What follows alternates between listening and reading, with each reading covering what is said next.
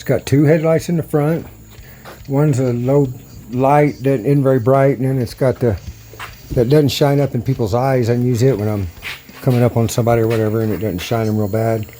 It's got two headlights controlled separately like that. It's got one brake lever that goes to my front disc brake, and it goes electric to the rear motor. It sends 10 volts to the rear motor, which will and stops the rear motor electrically. So it's just on one brake lever combined. So it's really awesome when you're riding. And then it has the mechanical front brake. If my motor's not working at all, I have one brake that lays left. See, I'll show you how it works. Here we go. I'm just going to touch this brake lever. Boom. You hear it, it just sends a little, it's a great feeling. It's like, it's like a no friction brake or whatever. I mean, I have it blended with this front brake, so if I pull in very hard, they both are working. But if I just barely touch it, just the rear brake comes on. I got weighted bar ends from a motorcycle on here, and it really helps keep the vibration down on the handlebars. It really helps a lot because you're doing like 32, just, you know, on this thing. It really keeps the vibration down quite a bit. My rear cog's supposed to be in today. It's 7-speed rear cogs, and go back here. It's 11. I have a 50 tooth chainring on the front, so it's a very large gear, so I can pedal, still dig when I'm at top speed. You can turn your light on here. You change through your modes here. Change your odometer, your voltage. I got 48.8 volts right now. I got a rear brake and blinker, or running light. When I have this one headlight on, the less bright headlight is on. This comes on, and it's a running light, and you have some more light comes on when you hit the brake and the blinker. But the running light's kind of overpowers, you know, a little bit there. But so I got the running light and the brakes and blinker, that whole bit. One rear view mirror on the left side. I got a shock seat post ordered, so because it's rigid, I'm going to have a shock seat post here, and I'd like to get a cadence sensor on it because I don't have I don't have a torque. I mean, not a cadence, a torque sensor. But I'm going to get a cadence sensor. I got one of them. I just got to put it on. It's ordered. But you can order a cadence sensor for not that expensive. It's a new bottom bracket. You got to put a new bottom bracket for like $60. You can get a torque sensor, so you can actually it's a lot better feel than just a cadence sensor, you know, just a revolution sensor. But there it is, electric brakes. It regenerates the battery when I'm coasting. Has electric brakes, so you get the regen, electric brakes, the regen. I got horn. Got that, and it has regen braking, so when I coast, it charges the battery. That energy goes, that turns that drive motor into a generator, starts charging the battery, and it also has electric brakes, so it sends a little electricity to the motor in reverse, and that goes woo, and that's what stops the rear wheel. I have one brake lever.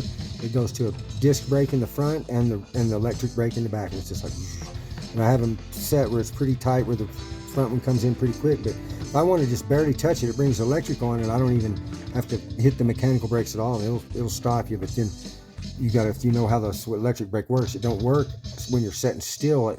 So your bike will roll. So you still need a mechanical brake to hold your bike still, or something. If you're on a hill, don't want to roll out in front of traffic at a four-way stop or something. You know what I mean? But the electric brake is so it's the feeling of electric brake. It's like a no friction brake. It's like. It's like there's no friction, but you can tell it's like it's really stopping you. And the way it does it, the wheel don't lock up because it don't want to lock up. It wants to go the other direction, but it don't want to stop and lock up. So it rolls. It doesn't lock up in gravel. I've tried it, all these different circumstances. I haven't locked up on me yet, and I did a full brake on from like 27, 28 miles an hour, and I hit full brakes, and I did it at 45 feet, which I thought was crazy amazing. But I haven't reproduced that, but I did it at 45 feet. I'm thinking that's pretty good. Just walking it off, not measuring it off, 3 feet a step or whatever. I went like 15 steps back.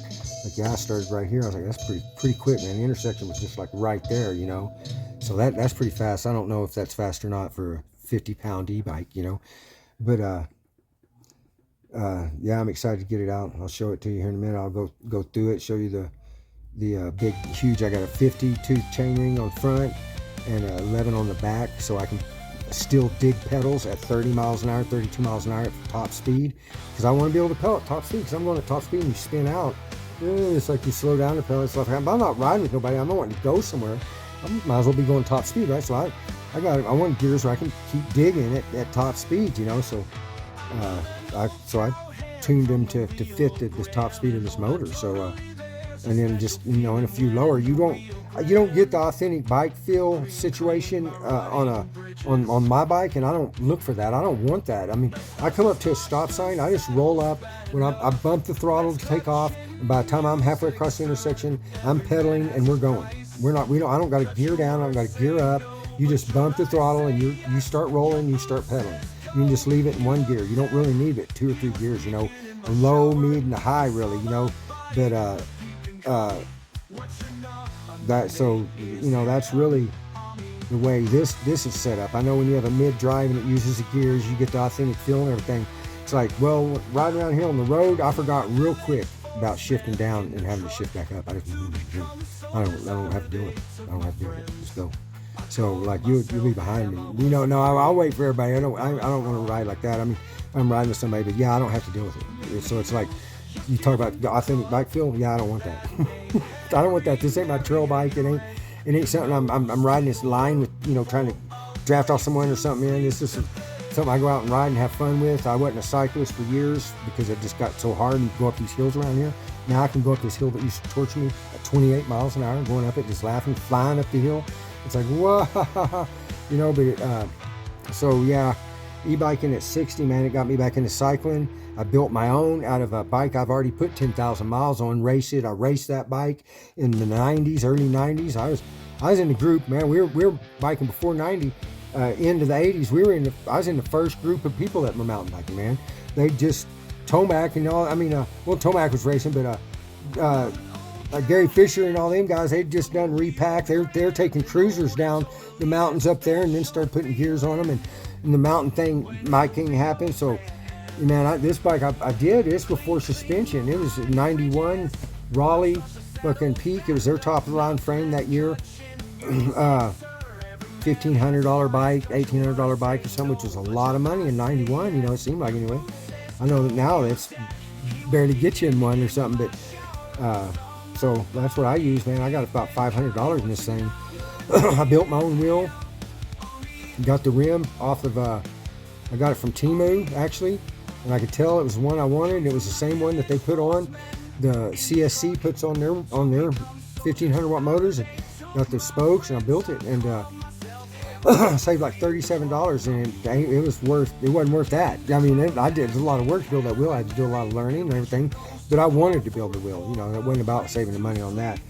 But I'm ready to ride it now, and I'll go show you the bike, and I hope you get into e-biking too. Oh, I want to talk about dangers. Oh, dangers, big time, man. It's dangerous. I broke a rib, cause I put 1,500 miles on my other bike before I built this one I got now. And I broke a rib and stuff. I wrecked, and I've wrecked twice, actually, significant wrecks where I slapped down pretty hard.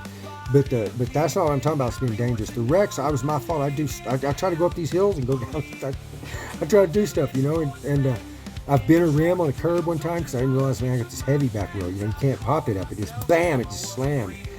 But what's dangerous is silent, nothing, quiet, just sitting there peacefully. To if you got it set on 9 or 5, whatever your top is, and you just accidentally hit that throttle, you can lean it back over on something, and mine's a trigger throttle like that, and it'll hit that throttle. This bike will take off at full speed. If the handlebars are being held, it goes upside down. If there's a bush there, it'll climb that bush and flip over. If you get whiskey throttle and you can't let go of the throttle, I mean, it's crazy. I was sitting on it one time and hit it, shot into the wall, just blam, oh shit, and it's like, you don't realize from just peacefully sitting, when you got a motor running, bang, bang, bang, if you're going to take off. This thing here, someone can walk up and not realize it, and your bike's on, and they don't realize it, and just like hit the throttle, just like you're going to pull your brake or something.